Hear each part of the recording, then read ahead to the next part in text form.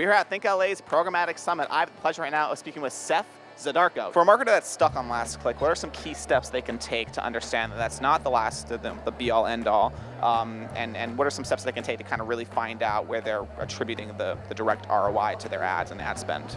Yeah, it's a great question. So, I mean, last click, that's a whole argument of whether clickers or converters. We see the data, right? We see, over 100 million different web destinations. We see every consumer over 1,000 times a month. Like, essentially, we're looking at all of those conversion events, and we see that generally clickers aren't the majority of your converters. It's a very small subset. The majority of clickers don't convert. But really what it's about is that bottom funnel measurement and understanding that there are other ads along that funnel, right? The marketer's funnel, awareness, consumer consideration, preference to purchase. As consumers move down that funnel, they're doing different things. They're giving different signals. And it's not that last ad that actually drives that conversion, right?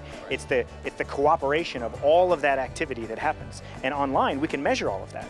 And so, but we're not applying that into our attribution. Now, some of the bigger players are the big full the regression-based attribution players that are out there. And from my perspective, any attribution solution that goes beyond the last click, last touch is great.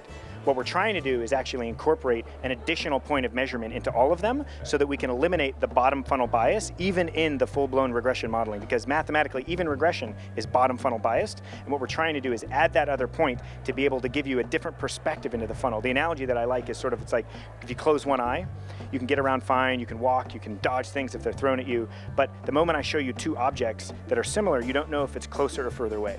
And when you only measure from the bottom of the funnel and looking up, you have a proximity bias.